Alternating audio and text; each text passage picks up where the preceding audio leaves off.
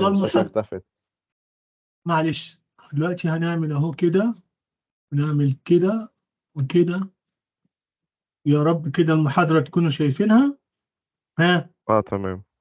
دي الدكتورة تهاني نفسها، دكتورة تهاني سليت، وأنا I will leave you with the lecture وenjoy إن شاء الله. شكرا لحضراتكم، ميرسي جدا جدا. Okay, I've been informed that the lecture will be in English, so Yes. I'm switching to English. Yes. And please feel free to interrupt me whenever you want. If you want to ask, to comment within the presentation or at the end, this is all yours. Okay. So now we were gonna take an overview on the water situation in Egypt, and then the water situation in the Nile basin, because actually it's very important for all of us to understand the cooperation, specifically the technical cooperation between Egypt and the Nile basin countries. And in order to do this, we have to understand first the hydrology of the basin. And within our presentation also, we will try to shed some light on a project that maybe you heard a lot on something called the establishment of a navigation line between Lake Victoria and the Mediterranean Sea. This is a project that I have to honor to be the director, and we will talk a little bit also about the bilateral cooperation between Egypt and the Nile basin countries.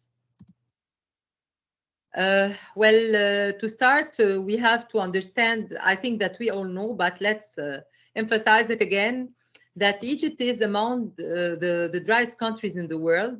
As you see in the maps, you find that Egypt is almost desert, except دكتورة تهاني احنا we cannot see the map. Can you go to open share tray اللي هي المستطيل المربع اللي فيه سهم كده؟ You cannot see the map because I already المفروض إني share. I did share the screen. Okay. Can you share it again? Okay, sure. Give me a second, please. Okay. I'm not very familiar with Teams.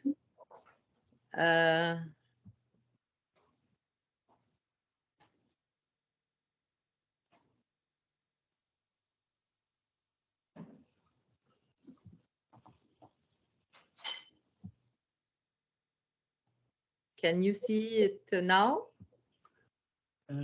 We will wait. It may take some time.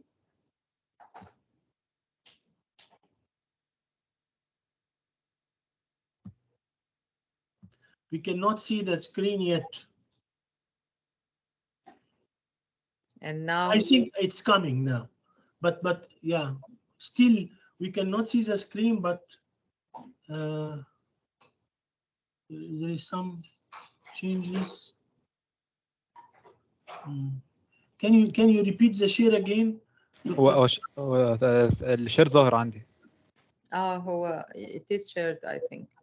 حضرتك فاتحة تيمز صح؟ أفندم؟ حضرتك فاتحة تيمز باين عندي أنا فاتحة تيمز تمام. water situation Egypt تمام. Yes, okay. The screen is available now for everybody. Very good. Yeah.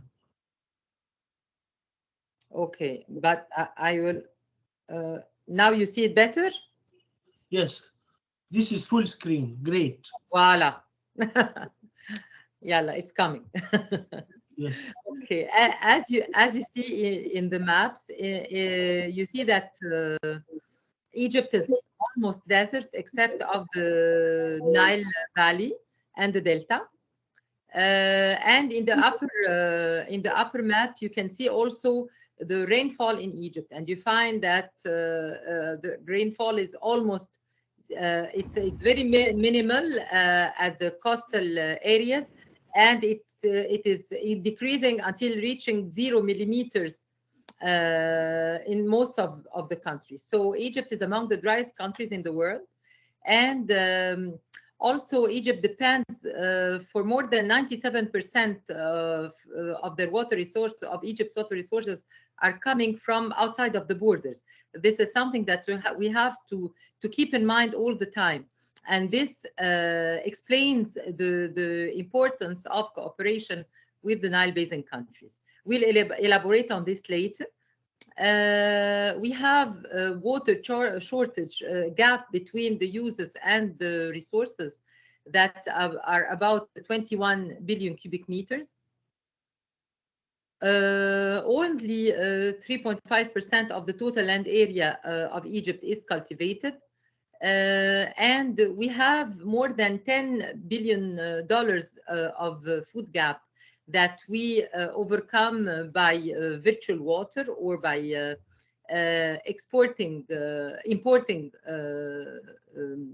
agricultural products from outside.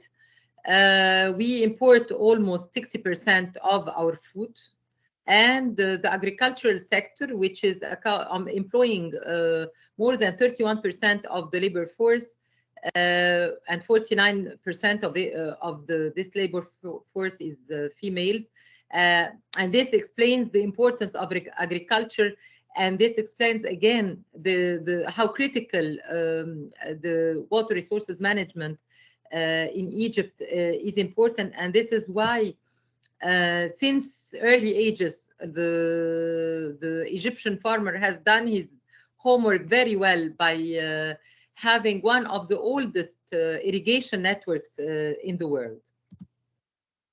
Here we can see the water demand and the water resources in Egypt and the water balance. So you can find that a total of 80.3 billion cubic meter per year are in the demand, while the resources do not exceed 60 billion cubic meter per year. So how do we overcome this gap? It is by recycling or reuse for agricultural drainage water, and also by wastewater reuse. Accordingly, the reuse of water increased the overall water use efficiency to more than 80%, of a percentage that is higher than 80%. So by the water reuse, Egypt is recycling more than 2 times. Sometimes it happens to reuse the water 3 times before disposing it in the Mediterranean Sea. Our challenges are many. I think that I don't need to share this with you, because I think that you all know it. Our internal challenges are water scarcity. Of course, we have aridity.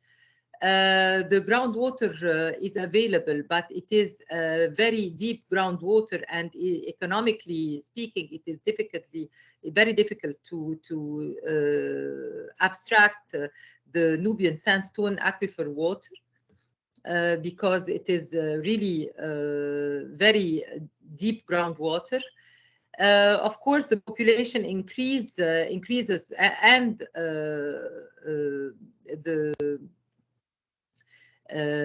increases and puts more pressure on water and food and energy.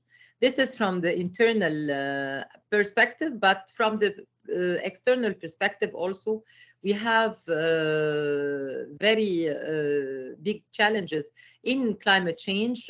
As you know, Egypt is subject to climate change. The Nile Delta specifically, we are facing sea level rise, and this sea level rise has its negative impact, of course, on the groundwater salinity.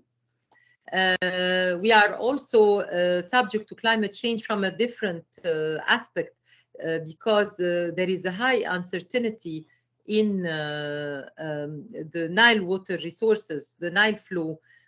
Some scenarios on climate change predict that there will be high flows, high rains, and subsequently high flows in the future. Some other climate models say that we will face droughts. Accordingly, we have this challenge to be ready for droughts and for floods as well. We are depending very highly on the water resources from outside of the borders, which makes us very, very vulnerable to any upstream projects that might have negative impact on our resources. And of course, we are facing, and that I think that all of us are following now, the Grand Ethiopian Renaissance Dam problem, and this lack of coordination puts us in a very critical situation. The main features of the Nile Basin, we have in the Nile Basin, the basin's area is about 3 million square kilometers. The area of lakes is 81,500 square kilometers. The area of swamps is 70,000 square kilometers. The length of the Nile is more than 6,700 kilometers. The length of the rivers and tributaries, so if we talk about the length of the rivers and tributaries of the Nile, we're talking about more than 37,500 kilometers. And the main features of the Nile Basin, the Nile is shared by 11 riparian states with more than 300 million people. They will be 600 at 2025, which is tomorrow.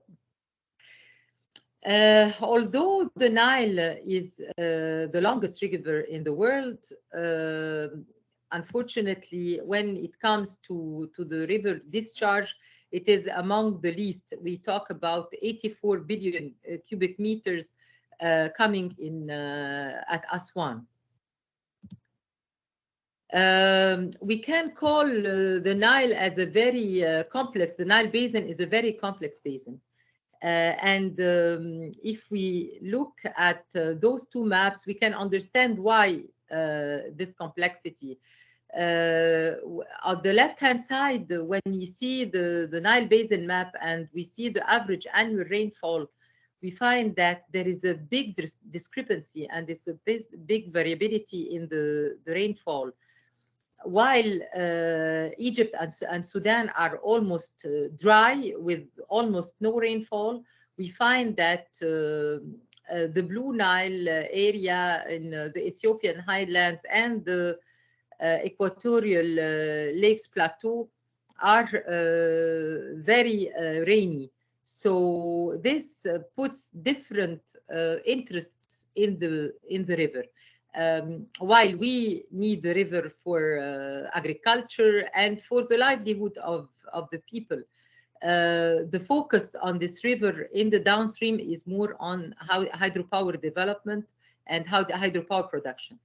And this is one of the important factors of complexity of the Nile Basin. At the right-hand side, we can see also the available runoff. We see that there are some swampy areas, and the runoff is high in the Nile Basin in Egypt, while we are mainly focusing on the rain in the Ethiopian plateau and the equatorial lakes plateau as well. Another factor of complexity is a term called the dependency ratio. This term is identified by the FAO, the Food and Agricultural Organization, as being the part of the total renewable water resources originating outside of the country. So it is the percentage of the external renewable water resources over the total renewable water resources. In short, it explains how much you depend on water from outside of your borders. And when you compare the Nile Basin countries, we find that Egypt has the highest dependency ratio, with 97% of its water coming from outside of the basin, While, for example, we find in a country like Ethiopia or Rwanda with 0%, which means that they are controlling their own resources. They don't depend on water sources from outside of their borders. And here, again, it explains the complexity of the basin, because we are not all at the same page with regards to the dependency ratio. This map explains the three main plateaus of the Nile basin. The Ethiopian plateau, where the Blue Nile comes, the Equatorial Lakes plateau in the Lake Victoria and the Equatorial Lakes, and the Bahr el-Ghazal plateau. In this table, we find that it explains a little bit the water situation in the Nile basin as well. So in the Equatorial Lakes, for example, it receives the mean annual rainfall volume of about 527 billion cubic meters. From Bahr el-Ghazal, we receive 544 billion cubic meters, and from the Ethiopian plateau, 1,076 billion cubic meters. The mean annual runoff volume at the source, so at the Equatorial plateau, while the mean annual runoff volume is 527, only 15 billion cubic meters are flowing in the Nile. In Bahr el-Ghazal, 0. So none of the Bahr el-Ghazal rainfall volume flows in the Nile. It's all in the swampy areas in the Sud region. And in the Ethiopian plateau, out of the 1,076 billion cubic meters that fall on the Ethiopian plateau, only 79.5 billion cubic meters are flowing outside of the Ethiopian plateau. This is at the source of the basin. When we come and capture all of this water at Aswan, we find that the contribution of the Equatorial Lakes Plateau in the Nile arriving at Aswan is only 13.5 billion cubic meters. Nothing comes from Bahr el-Ghazal, and from the Ethiopian plateau, 70.5, which makes that out of the 2,147 billion cubic meter of rainfall falling on the Nile basin, only 84 billion cubic meter arrives at Aswan. This explains that the losses, that the percentage of losses compared to the rainfall is almost 96%. It means that only 5% of the Nile water that falls, the rainfalls that falls on the Nile basin, arrive at Aswan. This is an indicator that there is a big need for good management of the water resources in the basin. This is a schematic. Because we are a little bit late, I will keep it for later if we have time, but this schematic explains all the trajectory of the water until it arrives at Aswan. So from the Lake Victoria, from Lake Albert, from the Sud areas, and we find that only 84 billion cubic meters arrive at Aswan. Here we have to talk a little bit about the green water and the blue water, because from what you have seen and from what I have said to you earlier, that the blue water is the water that is flowing in the river, while the green water is the water that is coming from the rain. So from the schematic, you see that the rainfall, when it falls, it makes a coverage of greens and food for livestock, and all of this is unfortunately not counted all what is counted and what is always said in the media is that Egypt takes the Nile, the lion share of the Nile, while in what I have explained to you earlier, that Egypt takes only 5% of the water that comes, and all the rest of the rainfall is lost. Actually, it's not lost because it is on the greens and also infiltrated in the groundwater. Here are some definitions of the green and blue and gray water. The green water is the rainwater directly used and evaporated by non-irrigated agriculture, while the blue water, which is the water that is flowing in the river, it's the source of supply. It is equivalent to the natural water resources, whether it is surface or ground. Unfortunately, the groundwater in the Nile Basin is not counted, and it is not explained and used and exploited the way it should be. And the gray water, it is the water required to dilute polluted from returns flow. This slide explains a little bit how the green water is consumed in the Nile Basin. Of course, in the forests, in the national parks, and in the greenery, all of this is green water. It is not counted, while it is a source of income, and it is a very important economic source for the Nile Basin.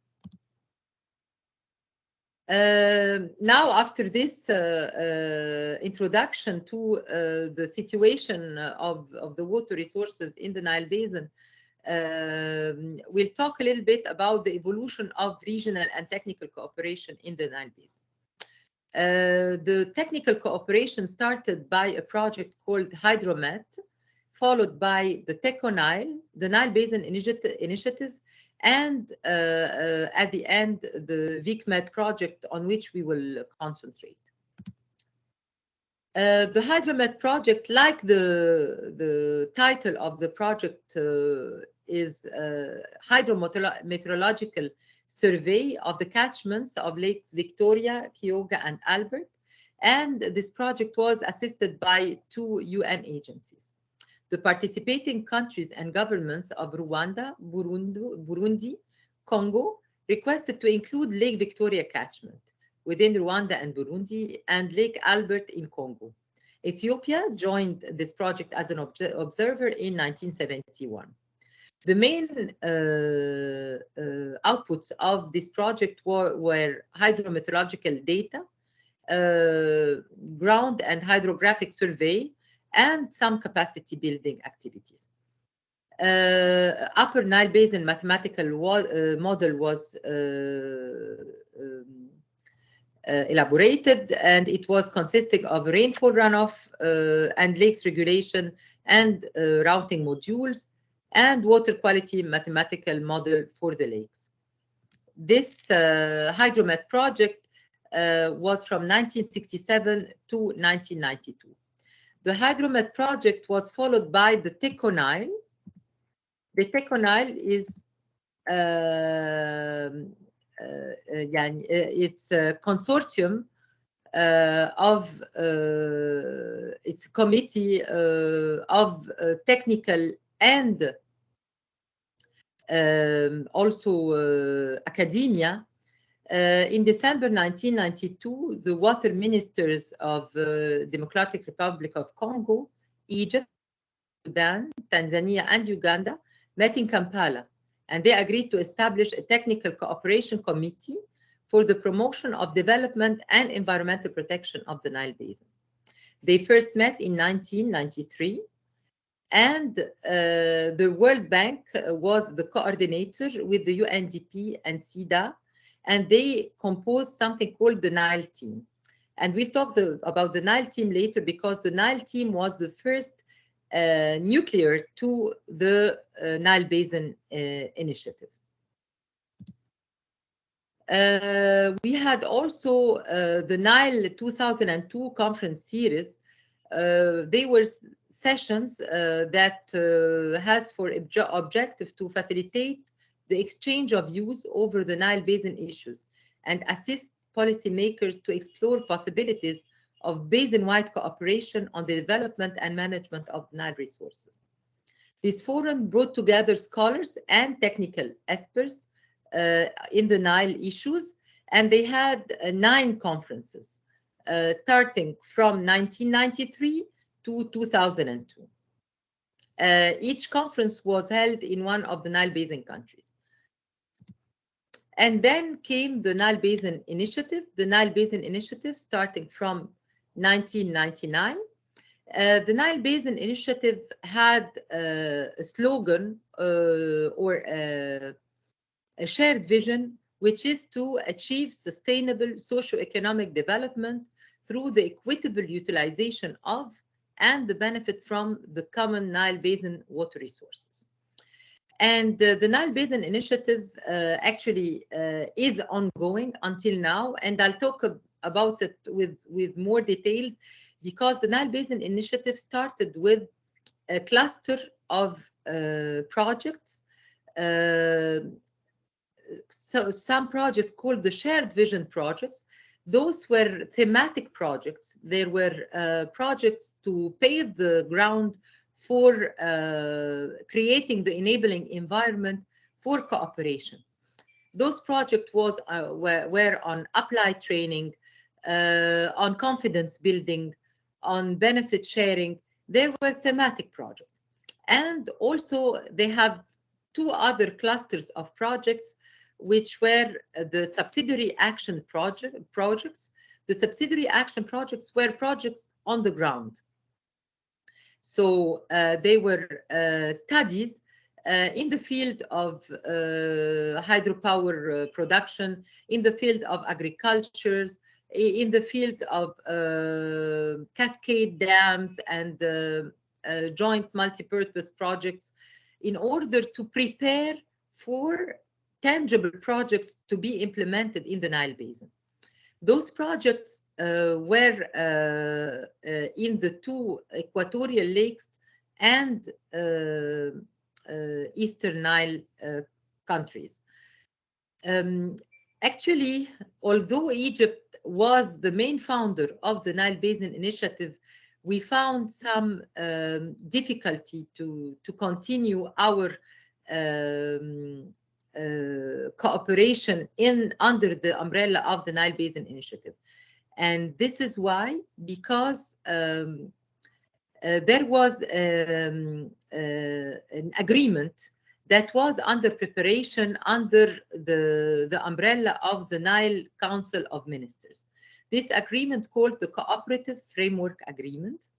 And this Cooperative Framework Agreement was the agreement that should be signed by all the Nile Basin countries in order to change the Nile Basin Initiative from an initiative to a commission, and to give it a legal aspect. Within the negotiations on the Cooperative Framework Agreement, Egypt had some concerns of the agreement itself. Those concerns was with regards to the water security.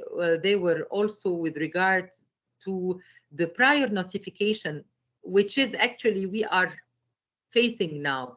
It should be very well elaborated that before constructing a project on the Nile, you have to notify your neighbors, and you have to give them all the necessary studies and all the necessary information about the project, and to discuss together how to coordinate this project in order to be a win-win project without any negative impact on the riparian countries. Unfortunately, those articles in the Cooperative Framework Agreement were not agreed by Egypt. And while we were negotiating these articles, some of the Nile Basin countries decided to sign this agreement. The status quo now is that 6 countries have signed the agreement, and 4 countries have ratified the agreement in their parliaments. Accordingly, Egypt had to suspend its participation in the Nile Basin Initiative. Although we are suspending now, or we are freezing our participation in the Nile Basin Initiative, but this didn't ever stop our cooperation with all the Nile Basin countries, whether on the regional level or on the bilateral level. And this was what we're going to explain now. At the regional aspect, we have a project that we will talk about, and I think that in the media, if you search for the establishment of a navigation line between Lake Victoria and the Mediterranean Sea, or in Arabic, المشروع الربط الملاحي بين بحيرة فيكتوريا والبحر المتوسط, you will find many news and you will find many articles. Well, the VICMED project is a presidential infrastructure championing initiative, PC project. And let me explain a little bit what is the PC project. Under the African Union, we have something called the Presidential Infrastructure Championing Initiative. This initiative is an initiative led by the heads of states. And they are concerned of the projects, some infrastructure, regional projects led by the heads of states of Africa. We talk about almost 10 projects. Some of them are on roads, some of them are on railways, some others are on fiber optics, and each one of these projects is a regional project, and it is led by one of the heads of state of African countries. And the VICMED project is led by Egypt, is championed by Egypt, and by His Excellency the President Abdel Fattah el-Sisi. Egypt and IMPAD coordinated this project with the COMESA. COMESA stands for the Common Market for Eastern and Southern Africa. And this is what they called a Regional Economic Commission.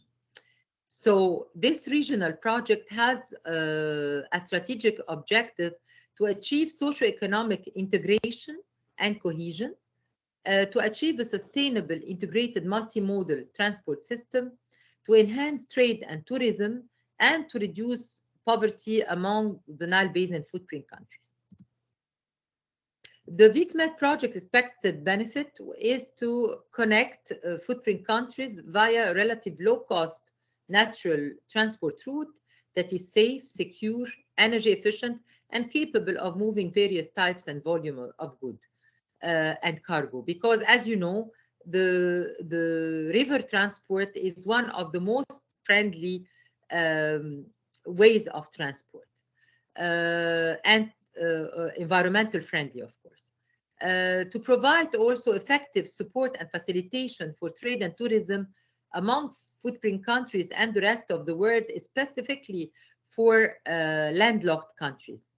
To provide opportunities for landlocked countries and to reinforce regions' position with the global economic system, and to allow more cooperation and regional integration in all aspects.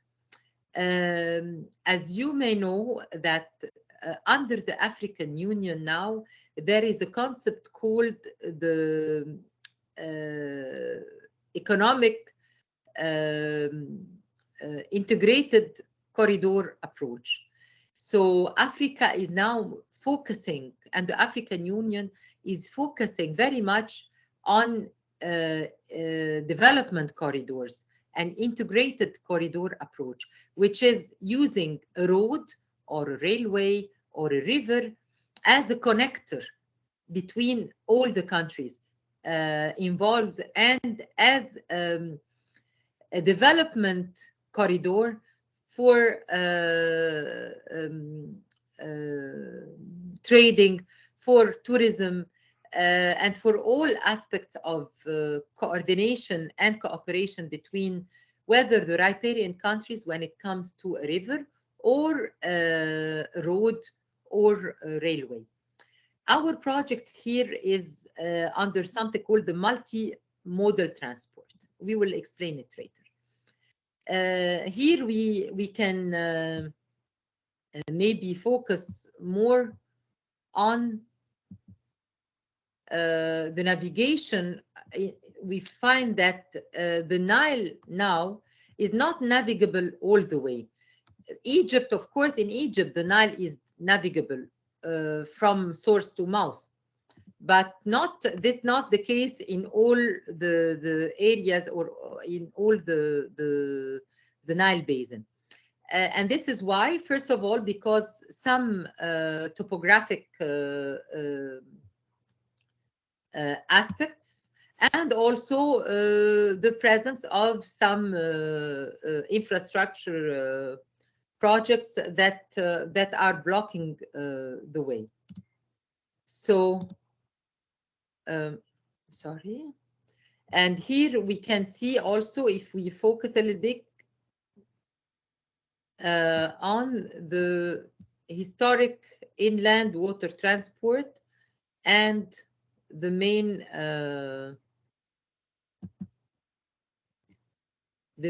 areas which are navigable. You will see them in blue, in light blue, the navigable areas in the Nile basin.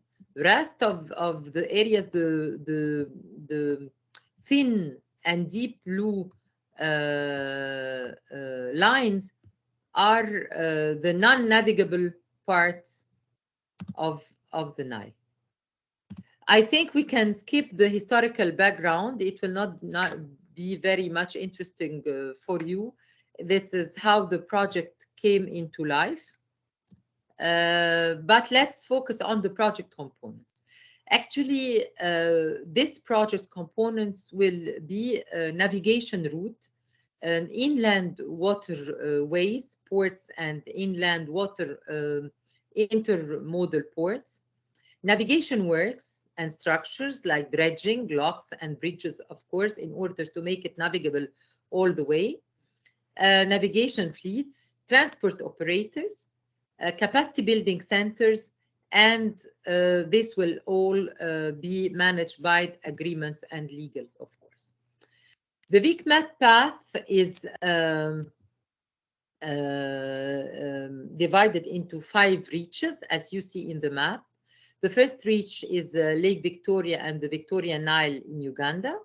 The second reach is the Great Lakes region, Burundi, Rwanda, DRC, and Uganda.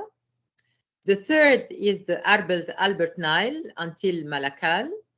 The fourth reach is in the White Nile and the main Nile in South Sudan and Sudan. And the fifth reach is in the Egyptian Nile.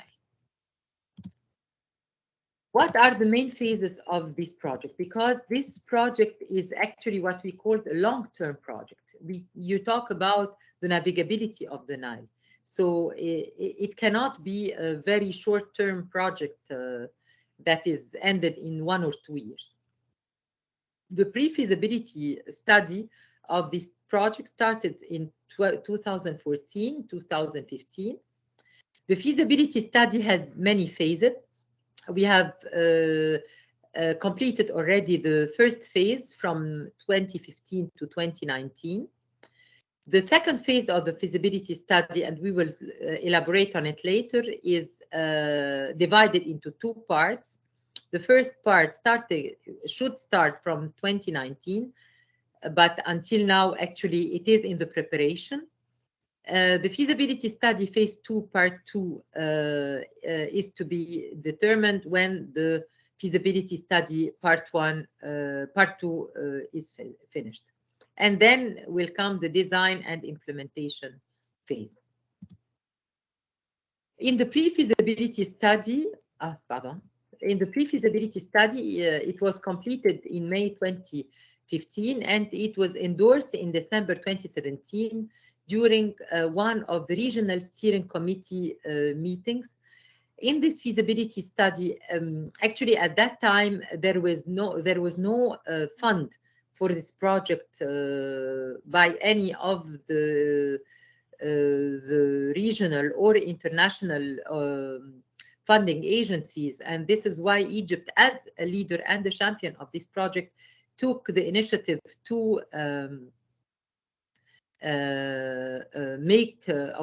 undertake the feasibility study of this project, and it ended up by 5 alternatives varying between navigation and multimodal transport. These alternatives are just maps for elaboration later in the feasibility study.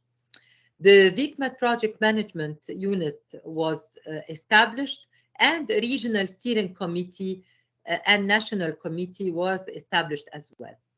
A regional steering committee is a committee formed by experts, high-level experts from the water sector and from the transport sector from each of the Nile Basin countries. Within the pre-feasibility study, also there were promotional visits to footprint countries in order to promote for this project. They went to DRC, Tanzania, Rwanda, Kenya, South Sudan, Sudan, and Uganda. These are the alternatives of the project, as you see here in blue. This alternative, we talk about a complete navigable Nile from source to mouth. And in green, you will find the railways and the roads. So it's about this alternative was about rehabilitating the Nile, all the Nile, to make it navigable all the way, and also to rehabilitate the roads and rails in the Equatorial Lakes Plateau. All the alternatives actually are between making some shortcuts or some, how you say, channels to shorten the trajectory, or to combine between the navigation and the rail and road transport, which is the multimodal transport. So those are the alternatives to be elaborated later in the feasibility study.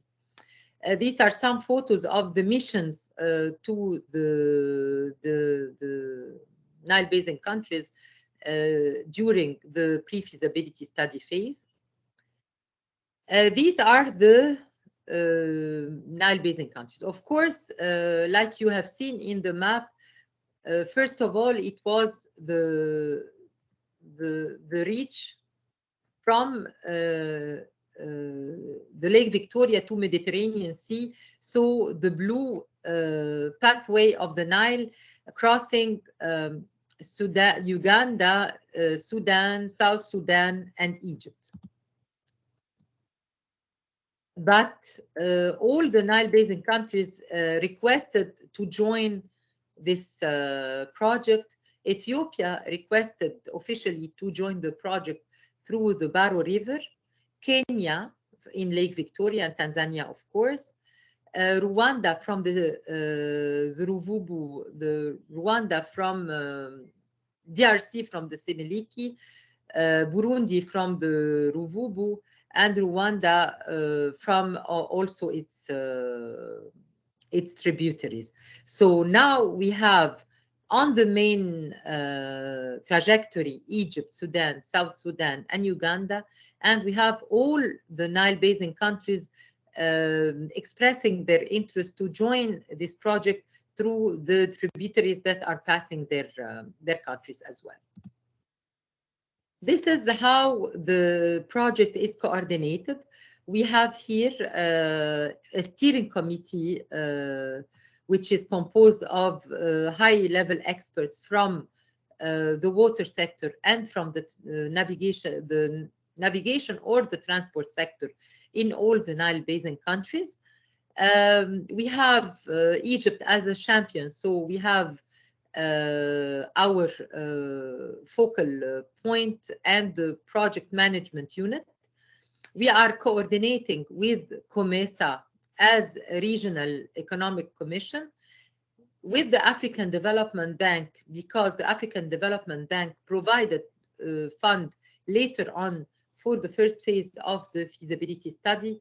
And in each of the countries, we have a national technical commission or a technical committee.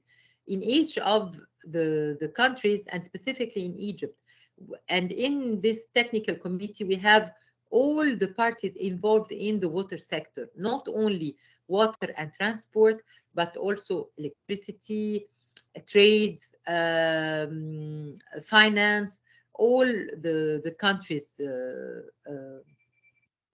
representatives are represented in this Egypt National Technical Committee.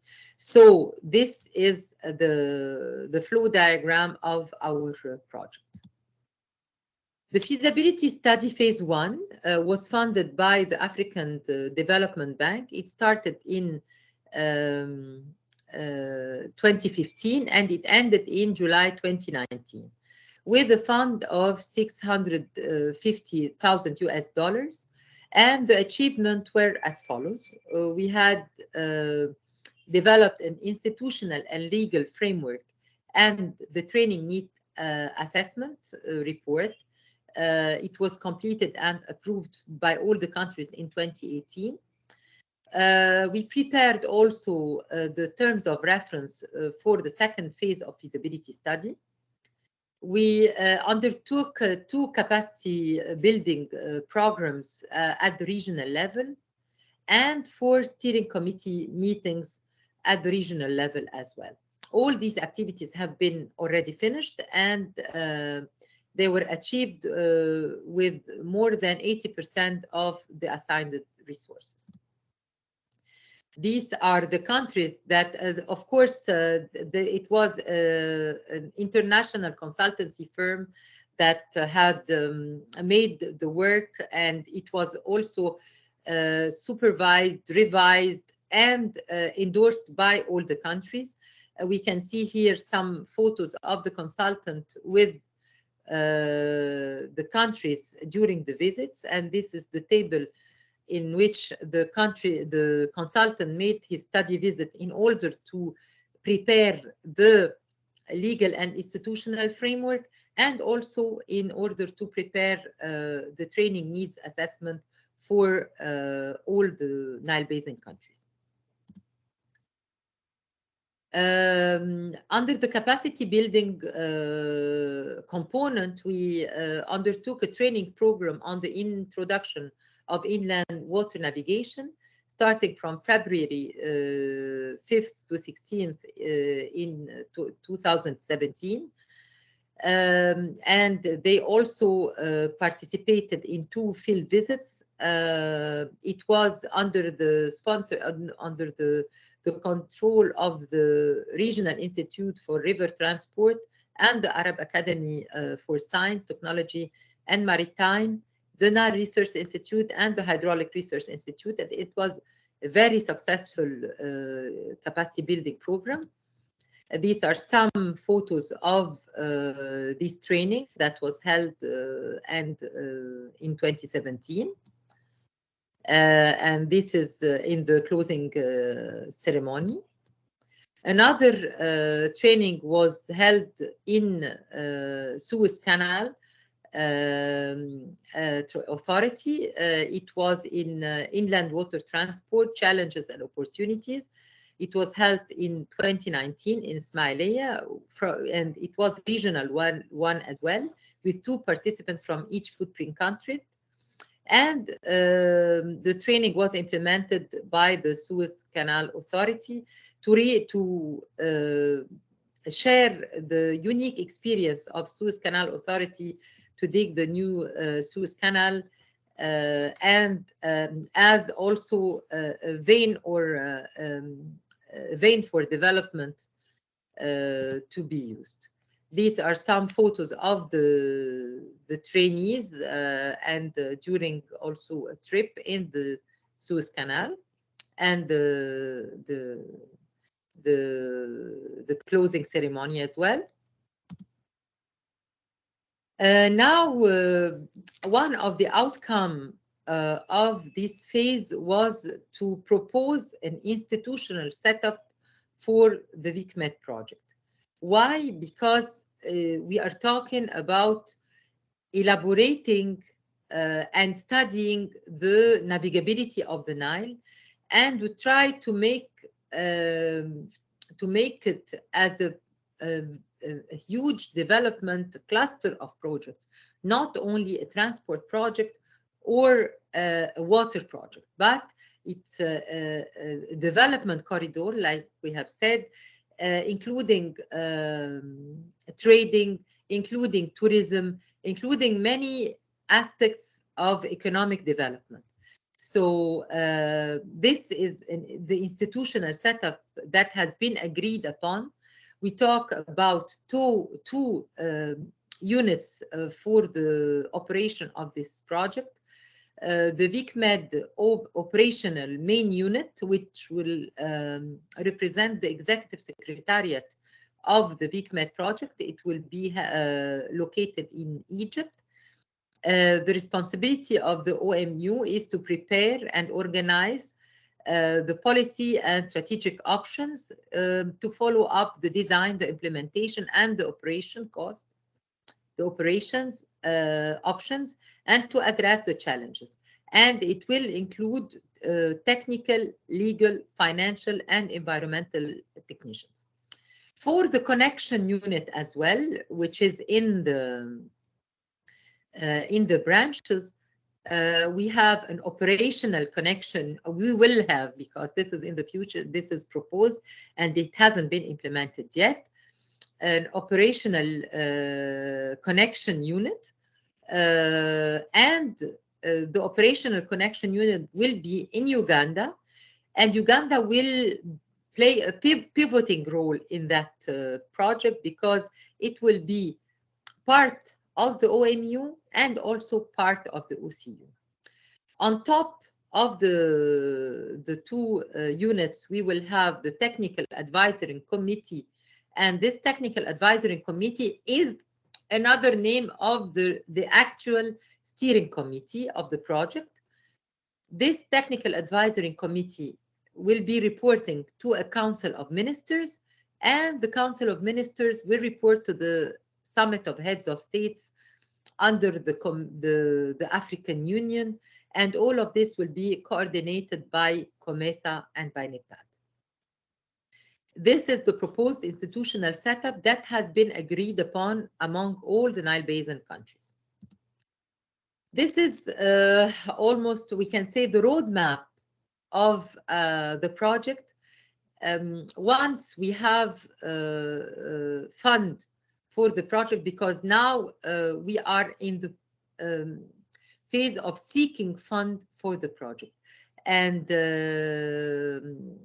fortunately that last month, during the Cairo Water Week, actually at the end of October, during the Cairo Water Week, among our activities, we made a donors roundtable. We held a donors roundtable with all the funding agencies at the regional, at international level, were invited to the donors roundtable in order to seek for funds for the upcoming phase of the project. The African Development Bank committed itself with $2 million to start the second phase of the feasibility study of the VICMED project. What is going to happen within this phase, but it will go on the way with the availability of funds, because the predicted fund for the pre-feasibility study is $11.7 million. So what's available now, or what will be available now, will be only $2 million. And this is why we cannot make all the activities at once, but we will have to schedule these activities along with the possibility of finding fund, regional or international fund. And let me explain to you why we are not funding this project by ourselves. This is very political, and you have to understand it. When you talk about regional project led by Egypt or championed by Egypt, it is better to find always a neutral agency to fund it and a neutral agency to coordinate it, in order not to say that Egypt is manipulating this project, or is not championing but is trying to manipulate the project. This is very important. So this is why we are seeking for fund from exterior partners, because I can see it coming. And why don't we fund this project, since it is an important project? So I'm replying to you in advance. This is the roadmap. It will be starting by some data collection activities.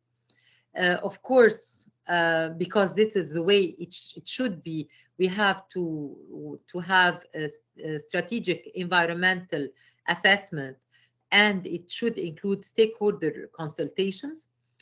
A transport economic study have also to be done, and then to present all of these studies to make the technical feasibility study, including multi-criteria and cost-benefit analysis for the 5 alternatives that have been presented.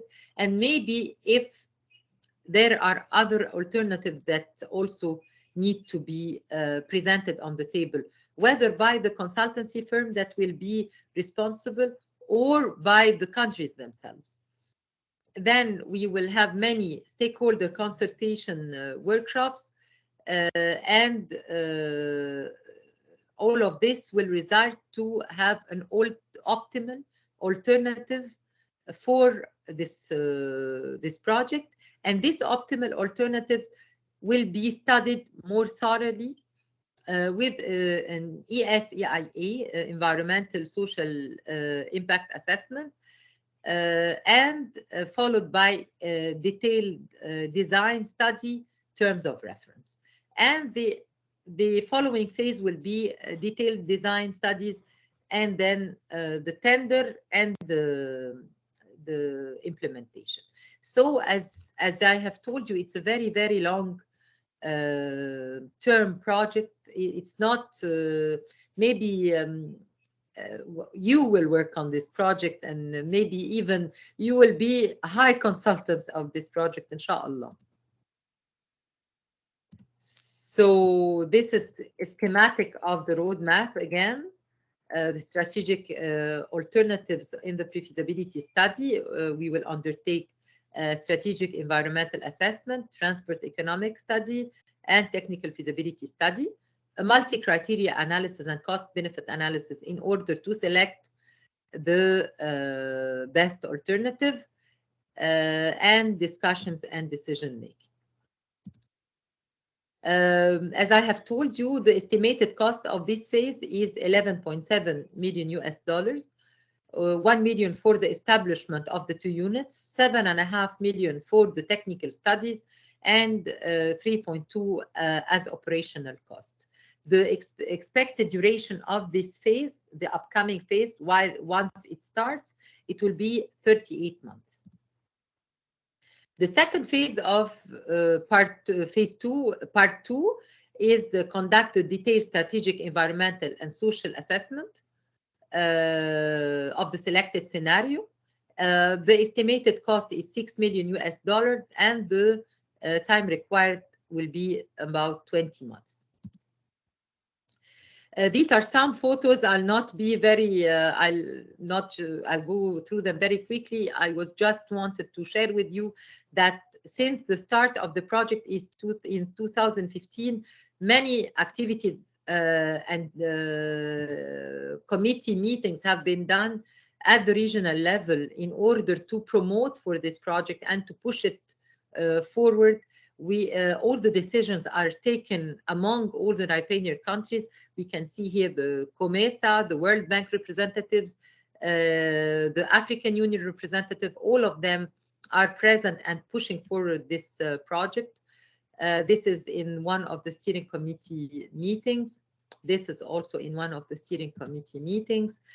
We have also promoted for the project in many conferences, like the Third Water Forum, Mediterranean Water Forum, in all the Cairo Water Weeks. Of course, we have a presentation of the WeekMed project, last of which was this Cairo Water Week. This is also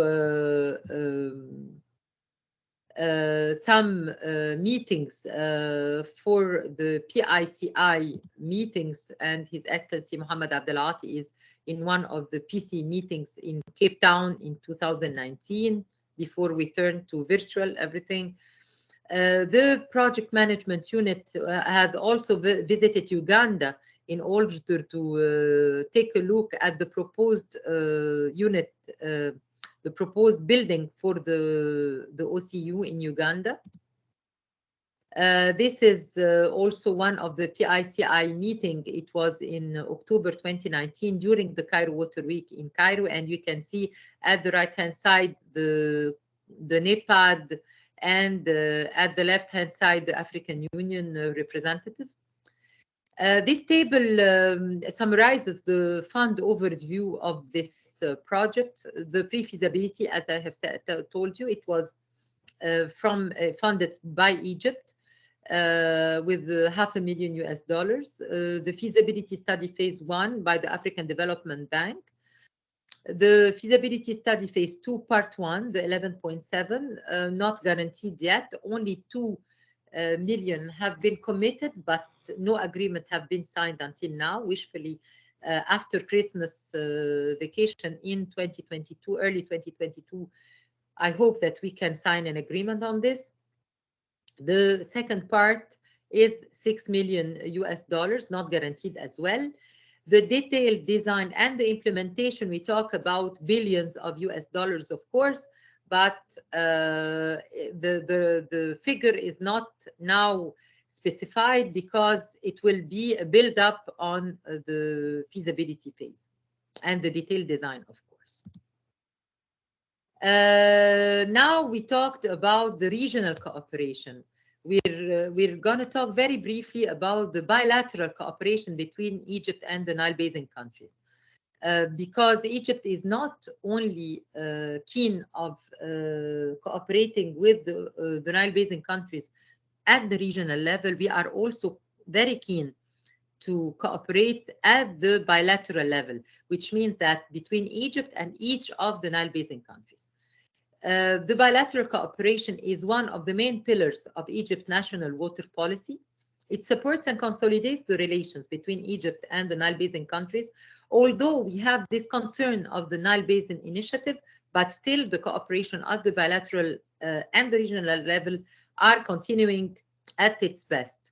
If you follow the news, our minister, the Minister of Water Resources and Irrigation, have just left Uganda for a study visit where he inaugurated a new phase in a project called the aquatic weed control. We will talk about it now.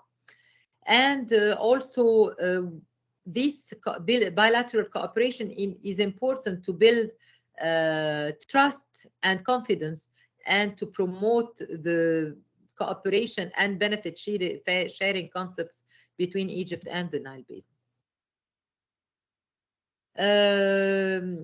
The bilateral cooperation is accommodated through many Egyptian authorities.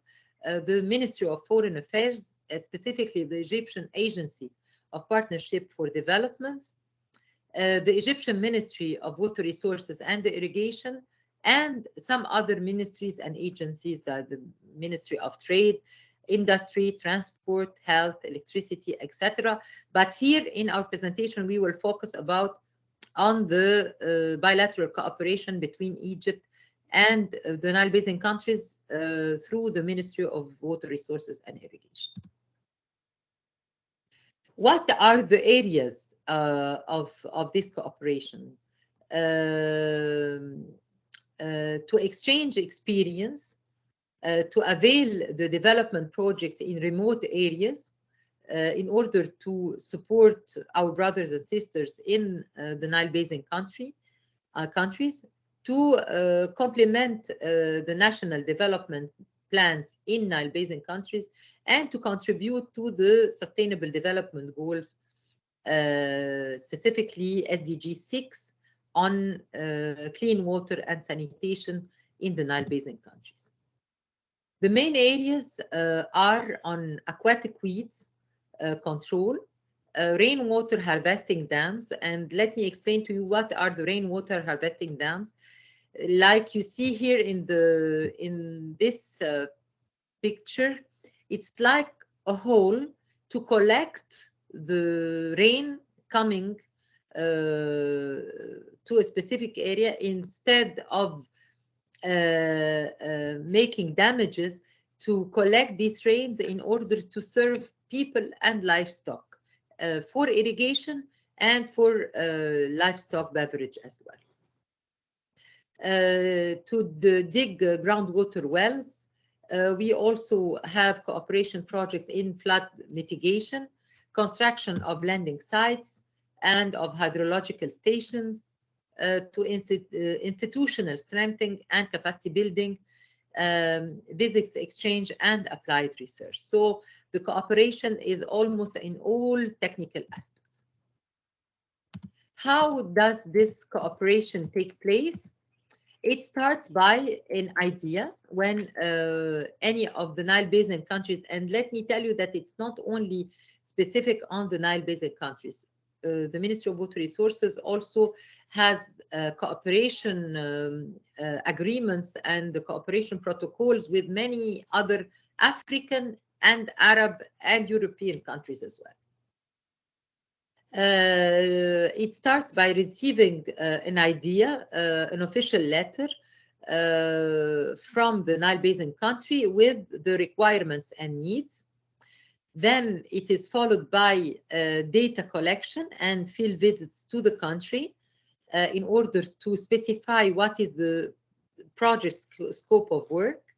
Then there is a technical committee from both countries, a technical committee from the Ministry of Water Resources in Egypt and another one from the other country which has asked for the cooperation.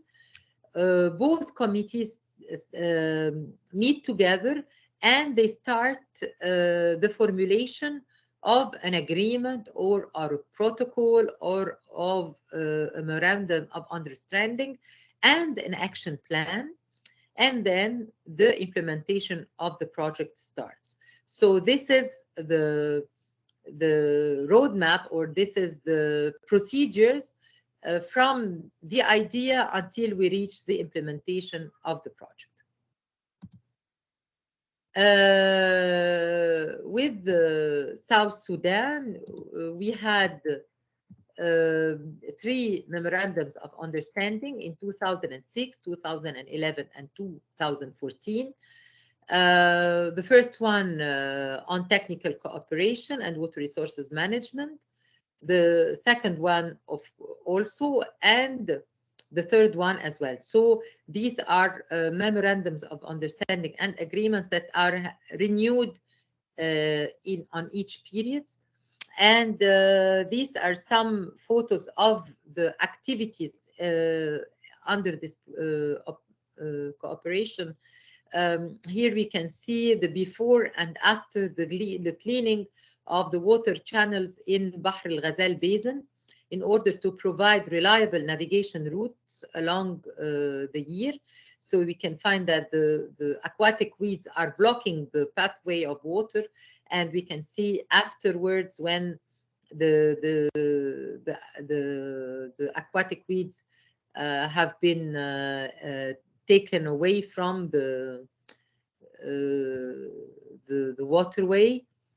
Here it's also the cleaning of water channels in Bahr al-Ghazal. We can see before it's totally blocked with mud, and afterwards when the water is flowing in the water flow. It's also here they are making some innovation and rehabilitation of landing sites in Wow and in Kwajok in South Sudan in 2019. Also drilling and equipping groundwater wells to serve clean drinking water for the communities in South Sudan. 6 groundwater stations were finished in Juba. The rehabilitation and maintenance of the main hydrological stations, 5 were completed and 1 is ongoing to provide hydrological data for development project in South Sudan. And you can see here our technical staff with the South Sudanese technical staff in a field visit. On Bahr el-Gabal in South Sudan, we have also rehabilitation of the Mongala station and the Nimri station. The construction of the Wow pump station to serve clean drinking water for communities and to use modern technology for providing clean water, and it consists of pump station, elevated tank, and water yards. The 6 groundwater wells also are ongoing. Other 6 groundwater wells are ongoing. In South Sudan, we have 2 rainwater harvesting dams in Tonj and Gogarial to serve clean water for communities and livestock. Of course, on the political level, many exchange visits have been taken both sides. Our ministers their ministers were here in the Cairo Water Week lately, and between the minister and the prime minister in Egypt as well. With Uganda, Uganda is one of the countries that has very big cooperation project, which is the aquatic weed control projects and other projects as well in the technical cooperation and the integrated flood management in Kasisi district. I feel that we are approaching the end of our time. So please, Dr. Ali, tell me, should I move fast or we end here to give some time? I suggest that you give the students some time to ask you because they may have some other commitments after the end of the lecture. Yes, yes. So maybe I will stop at that end, and just to say that there is this aquatic weed control project is one of the most important ones, and many other bilateral projects are ongoing between Egypt and the Nile Basin countries. So by this, I'll stop sharing my screen, and back to you, Dr. Ali. Now we open the floor for the students to ask you. According to the list here, we have 38 participants. If anyone likes to comment or ask, they can either unmute themselves or raise their hands, whatever they want to do. Okay, I can see. Let us see now. I'm looking at the list. There was a hand raised, but I cannot see it now. Yeah, there was somebody who raised his hand some time ago, but he disappeared now.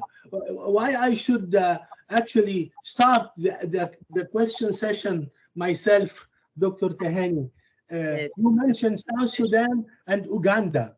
What other Nile Basin countries we have strong bilateral cooperation in terms of projects on the ground? We have very strong cooperation with the DRC, the Democratic Republic of Congo. We have also high cooperation with Kenya. Uganda is on top, and South Sudan.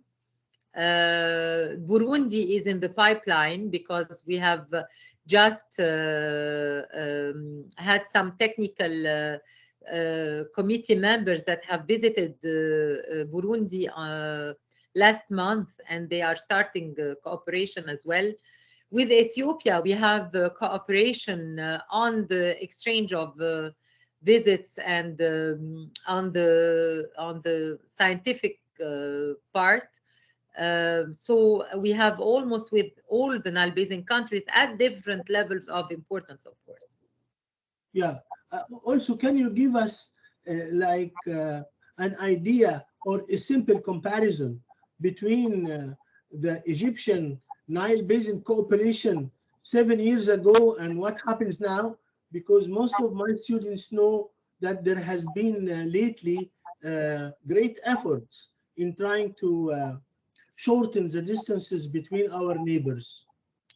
Well, nothing is more than what I have just displayed to you now, because actually we talk about regional cooperation and the bilateral cooperation with all the aspects. Although we have problem with some of the Nile Basin countries, so we are keeping the spirit of cooperation and the spirit of integration in spite of all the obstacles. We have challenges with Ethiopia, as you all know. We have challenges with the Nile Basin Initiative, like I have explained to you with regards to the cooperative framework agreement. And in spite of all of that, cooperation is ongoing and it's high level. As you see, Egypt, when it took the presidency of the African Union, the cooperation was at the highest level of all. So I think that it is very noticeable that the prioritization of Africa is there on our list in a very high level. Yeah, my question basically was that because of I noticed the situation very closely, that I noticed that our activities with our neighbors from the Nile Basin has differed from the past. This was the reason for my comment. Like, I find that recently, maybe after the problem with the GERD, the Egyptian government has moved in different directions with speed and action on the ground. This was the reason for my comment. Yes, exactly. Because and it should have been a block for cooperation, but yeah, on the contrary, we took a very positive attitude in this regard. Great. Now, Dr. Amani, you may ask yourself why our students are shy to ask you or comment. Or maybe they are sleeping. I don't know. No. This is, it happens many times that they sleep? No, they don't sleep. They maybe like, I don't know, they have yani this is something that for me is difficult to interpret, but we have 39 available students. I'm going to give them the last call if they want to ask or comment, because the time of Dr. Tahani is not open. No, like, I am all yours. I think that they have other commitments, and yourself, Dr. Ali. They have other classes, of course, and maybe they have exams, because the credit hour system makes their life difficult. Yes. Any questions? لا تمام، احنا متشكرين جدا يا دكتور المحاضرة بتاعت النهاردة. اعتقد كل حاجة واضحة وشكرا جدا. انا عندي سؤال بس معلش. مش عاوز تسأل سؤال؟ عايز اسال سؤال معلش يا دكتور علي. نعم؟ سؤال بس معلش. يا سلام. وممكن بعد الاصلاحات اللي حصلت في بحر الغزال يساهم في النيل بعد كده؟ اصل احنا كنا قلنا في الاول ان هو بيساهم ب0%، اللي هو تقريبا ما فيش حاجه. بعدين في الاخر قلنا ان احنا عملنا تنظيف ليه وشلنا الاعشاب الضاره وكده. ممكن بعديها يساهم بيزود المحصل يعني الميه؟ حضرتك يعني هو طبعا موضوع الاكواتيك ويت كنترول في بحر الغزال وفي بحر الجبل اكتر للي موجودين، لانه للاسف السوامبي ارياز بتستوعب كل الميه الموجوده. كان في مشروعات استقطاب فواقد منها قناه جونجلي، وانا ما تطرقتش الموضوع ده لان قناه جونجلي الشغل فيها متوقف. مشروعات استقطاب الفواقد دي كانت هتوفر لمصر والسودان ما لا يقل عن 17 مليار متر مكعب ميه. ولكن كان ابتدى قناة جونغلي وللأسف توقفت، وكان في كمان بحر الغزال وبحر الجبل ومشار. كانت كل دي كانت هتبقى زي شورت كاتس علشان الاستبحار بتاع المية في منطقة السود ريجن.